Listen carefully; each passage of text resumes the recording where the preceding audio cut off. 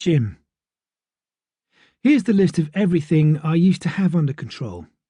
Work, relationship, family. Here's the problem I have now. The thoughts in my head. They remind me hourly, sometimes minute by minute, of loss, and of actions that can't be undone however much you wish it. During the week I throw myself into work to try and erase these thoughts. Weekends are more of a challenge, but I've found ways to fill them too. I exercise, I work some more, and then I repeat. It's the nights that torment me, because then the thoughts revolve ceaselessly in my head and deny me sleep. When I was a student, I gained little knowledge of insomnia. I studied surrealist poetry, and I read that sleep deprivation could have a psychedelic, hallucinogenic effect on the mind, that it had the potential to unleash reserves of creativity that were profound and could enhance your life and your soul. My insomnia isn't like that. My insomnia makes a desperate, restless soul of me. There is no creativity, only hopelessness and frustration. Each night when I go to bed, I dread the inevitability of this, because when my head hits the pillow, however tired I am, however much I crave respite from my own mind, every single part of me seems to conspire to keep me awake. I become hyper-aware of all the potential stimuli around me, and each one feels like an affliction. My shifting movements make the smooth sheet beneath me buckle and form ridges and channels like baked earth that's been torn into by the claws of an animal.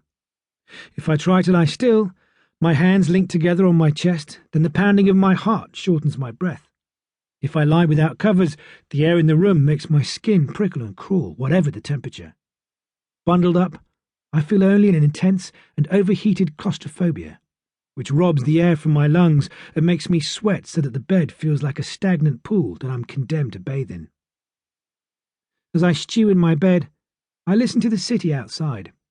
The shouting of strangers, cars, a moped, a siren, the rustle of treetops agitated by the wind, sometimes nothing at all.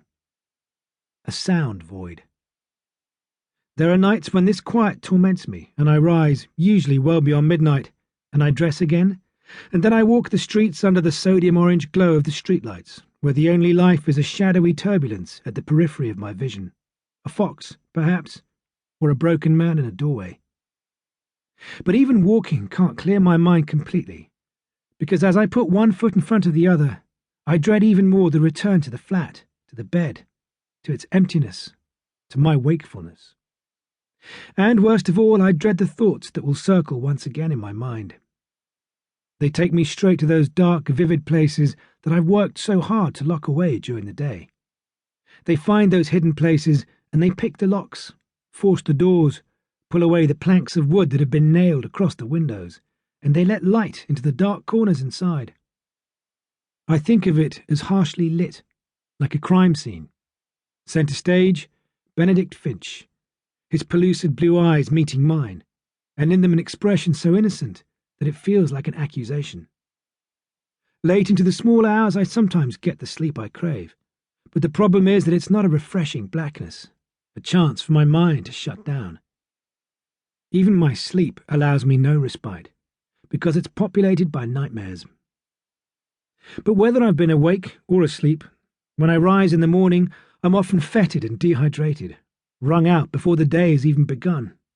Tears might have dampened my pillow, and more often than not sweat has soaked my sheets, and I face the morning with a sense of dread that my insomnia hasn't just blurred the boundaries between day and night, but has unbalanced me too.